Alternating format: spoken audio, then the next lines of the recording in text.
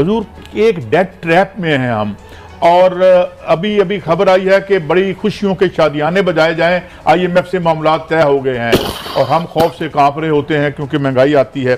तो क्या can we get out of this trap, and if yes how? Doctor साहब। जनाब देखिए, ये डेट ट्रैप के जो मसला है, ये कोई पहला मुल्क नहीं है दुनिया में जिसको ये हुआ है। पाकिस्तान को ये पहले हो चुके हैं, लेकिन उसके लिए जो इक़दामात लेने पड़ते हैं और जो पॉलिसी तब्दील करनी पड़ती हैं वो हम नहीं कर रहे। ये हमारे सिर्फ ख्वाहिशात से या सियासी ऐलानात से ये चीज़ें नहीं चेंज होती। हम हर दफ़ा जाते हैं IMF के पास, तो जो हमारी मईशत की हालत होती है, इतने खसारे होते हैं, वो उसके मुताबिक वो तो एक बैंक की तरह अपनी उन्होंने पैसे वापस लेने हैं, वो तो अपने वो डिक्टेशन देते हैं। अगर पाकिस्तान पहले से सही अपने आप को तैयार करे और पहले से ही हम अपने जो कमज़ोरियाँ उसको दूर करने के लिए हमने पहले से इक़दामात किए हों, तो फिर उनके साथ अगर एग्रीमेंट होती, हाँ मैं कहता बहुत खुशाइन है।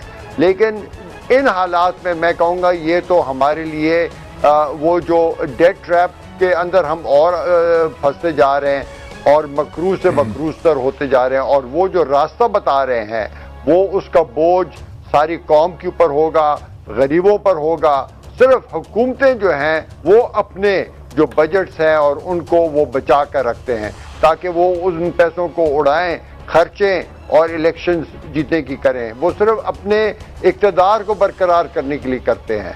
तो मैं कहूँगा कि इस वक्त जो IMF के साथ जो समझौता है, मतलब उनके साथ एग्रीमेंट एक आजकल की फाइनेंशियल दुनिया में एक लाजमी जुज़्व है एक मुल्क के लिए जो डेट ट्रैप में हो। मगर जिन हालात में हो रहा है, मैं बगैर देखे बता सकता हूँ कि वो जो भी होगा ये प्रोग्राम, ये पाकिस्तान की बका के लिए नहीं होगा। ये हमें वहीं फंसाएगा जहाँ से वो पिछले 3 साल से प्रोग्राम आ रहा है। अच्छा डॉक्टर साहब, यहाँ पे एक बड़ा आर्गूमेंट आ रहा है, हमारे जो फाइनेंशियल मैनेजर हैं पाकिस्तान हुकूमत के, वो सारे कह रहे हैं जी दुनिया में महंगाई है, दुनिया में महंगाई है। मेरा आपसे सवाल है, क्या पाकिस्तान के आम आदमी की पर कैपिटा दुनिया के साथ वो भी बराबर करके ये बात जस्टिफाई है कि दुनिया में महंगाई है, लिहाजा हमें ज़िबा कर दिया जाए? जनाब, इक्तिसादी पॉलिसीज बनती हैं नेशनल लेवल के ऊपर। ये हमारे के ऊपर जो मेजर्स होते हैं वो हमारी अपनी पॉलिसी को दुनिया की जो हालात हैं उसको प्रोटेक्ट करती हैं, उससे अलग रखती हैं।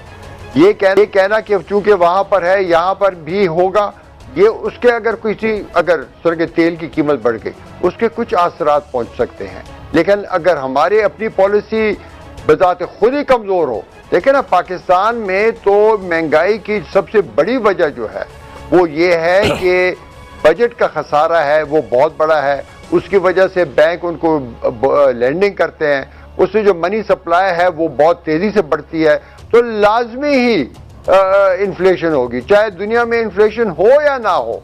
इससे कोई ताल्लुक ही कोई नहीं।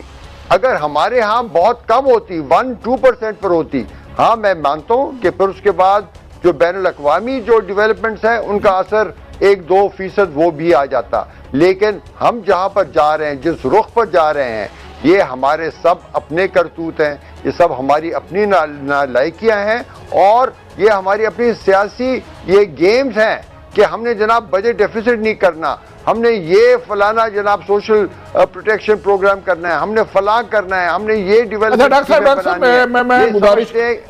मैं गुजारिश करूंगा, एक तो ये कंपैरिजन दुनिया से करते हैं, जबकि दूसरी मुल्कों में मजदूर की तनख्वाह मिनिमम 2 लाख है और यहाँ 400 भी नहीं मिलती। इन्हें शर्म नहीं आती ये बात करते हुए कि वहाँ कम से कम एक मजदूर भी महीने का 1,500-2 हज़ार पाउंड कमा लेता है।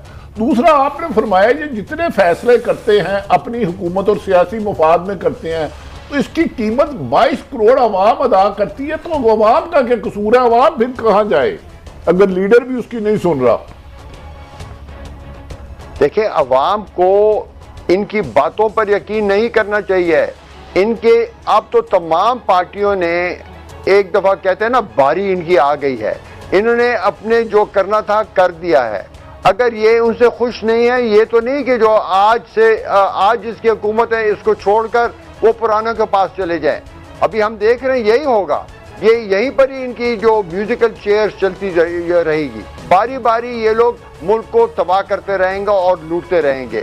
اب دیکھیں نا، یہ میں کہہ رہا ہوں کہ عوام کو جاگنا ہے، اور وہ آپ لوگوں کی فری میڈیا کے ذریعے اور اس کے ذریعے ہونا چاہیے۔ آپ صرف ان کی باتیں آپس میں مت کمپیئر کریں۔ ڈاکٹر صاحب ایک سوال اس کے بعد ملک صاحب آئیں گے۔ ایک آپ کہہ رہے ہیں کہ حکومت کی ڈائریکشن ٹھیک نہیں ہے، حفیظ شیخ صاحب کو ہم نے امپورٹ کیا آئی ایم ایف سے، شوکت ترین صاحب آئے، تو یہ کیا سب آتے ہیں ہمیں آئی ایم ایف کا مقروض بنانے کے لیے کہ ہمیں مسائل سے نکالنے کے لیے آتے ہیں؟ ان کی ڈائریکشن آپ فرما رہے ہیں ٹھیک نہیں ہے۔ جناب دیکھیں، اسٹیٹ بینک کے نظام ایکشن لے لیں آپ۔ فائنانس، ہاں بالکل، دونوں فائنانس منسٹر جو ہمارے آئے ہیں، حفیظ شیخ صاحب اور یہ شوکت ترین صاحب، یہ دونوں پہلے آزمائے ہوئے ہیں پاکستان میں۔ ان دونوں نے ان کے دور میں کبھی بھی پاکستان نے ترقی نہیں کی۔ شوکت ترین صاحب کے وقت میں 7th NFC ایوارڈ ہوا، جس نے فیڈریشن کو ختم کر دیا، جس کی وجہ سے فیڈرل گورنمنٹ کے پاس اتنے کم ریسورسز رہ گئے کہ وہ ہر دفعہ ڈیفیسٹ کرتا رہتا ہے، ہر دفعہ اور قرضے لیتا رہتا ہے۔ اگر آپ قرضوں کی جو بنیادی وجہ دیکھیں، وہ 7th NFC سے شروع ہوتی ہے، اور اس کا آرکیٹیکٹ شوکت ترین صاحب تھے۔ ابھی آپ ان سے کیا ایکسپیکٹ کر سکتے ہیں؟ مجھے تو حیرت ان لوگوں پر نہیں ہوتی، ان کو تو کوئی لاتا ہے۔ ہمارے وزیر اعظم صاحب کے سو رہے ہیں، یہ تو کہتے ہیں کہ نیا پاکستان لا رہے ہیں، یہ تو پرانے لوگ لا رہے ہیں۔ جب پرانے لوگ لا رہے ہیں تو نیا پاکستان کہاں سے آئے گا؟ ہم نے تو ووٹ ڈالا تھا عمران خان کے لیے کہ یہ کوئی ایسے لوگ لائے گا جو قوم اور ملک کے فائدے میں فیصلے کریں گے۔ ڈاکٹر صاحب آپ کی پرانی لابیز ہیں۔ ڈاکٹر صاحب آپ کی آبجیکٹیوٹی کو سامنے رکھتے ہیں، ایز اے ایکسپرٹ، میں ایز اے پولیٹیکل نہیں آپ سے بات کر رہا، ایز اے ایکسپرٹ آپ کے سامنے 3 جماعتیں ہیں، پی ٹی آئی ہے، نواز شریف کی جماعت ہے، پیپلز پارٹی ہے۔ ان پارٹیز میں یہ کیپیسٹی ہے کہ پاکستان کی اکنامکس ہے کیا، اس کا ویژن کیا ہے، اس کے ایشوز کیا ہیں، اس کا سولوشن کیا ہے؟ از دیر اینی ہوپ کہ ہم اس طرح ہی بار بار اس سائیکل میں باری باری ان تینوں سے جوتیاں کھاتے رہیں گے عام لوگ؟ کیا ہوگا؟ کدھر ہم جائیں گے پھر؟ افسوس سے کہنا پڑتا ہے ان میں نہیں ہے۔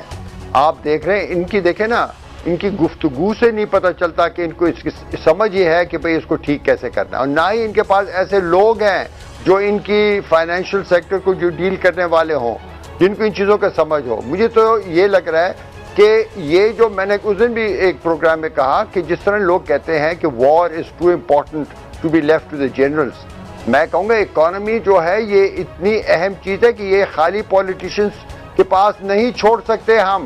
انہوں نے 70 سال میں جہاں ہمیں پہنچایا ہے، میں بٹی صاحب ایک عرض کروں کہ 1966 میں ہم ساؤتھ کوریا کے برابر تھے اکانومی وائز۔ ان کے لوگ یہاں پر آئے، دیکھیں کہ پاکستان میں کیا ہو رہا ہے کہ یہ اتنی تیزی سے بڑھ رہا ہے۔ اچھا ڈاکٹر صاحب میرا لاسٹ کویسچن ہے، ڈاکٹر صاحب میرا لاسٹ کویسچن ہے، اگر یہی پالیسیز ہماری رہتی ہیں تو آنے والے 1 سال میں یا 2 سال میں یا 3 سال میں مہنگائی اور بے روزگاری اور ڈالر، یہ 3 کہاں جائیں گے؟ دیکھیں آج بھی یہ سارے حواس باختہ ہو چکے ہیں، ایسے ایسے یہ لوگ فارمولے پریزنٹ کر رہے ہیں جو اقتصادیات کے مطابق بالکل الٹ پلٹ ہے۔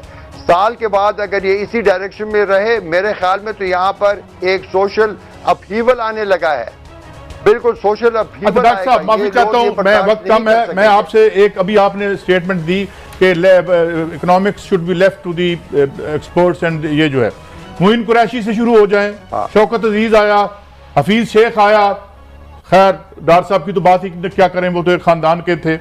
حضور why don't we challenge this جو یہ نظام ہے، نیو لبرل اکنامک پروجیکٹ ہے، پرائیویٹائزیشن کہیں ڈیلیور نہیں کیا اس نے، ٹرکل ڈاؤن نہیں ہوا، پیسہ نیچے نہیں آیا، اوپر گیا، اور ایون پینڈیمک میں ٹریلینز آف ڈالر اوپر چلے گئے۔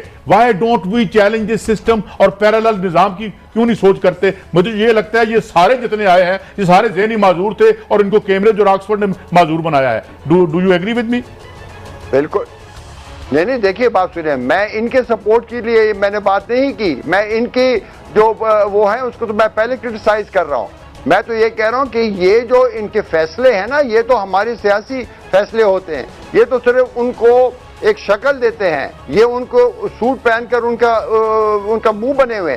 بات یہ نہیں ہے کہ ان کے جو بھی خسارے ہیں یہ تو سارے ان کو پولیٹیکل ڈیمانڈز ہوتی ہیں ان کی پولیٹیکل لیڈرز کی.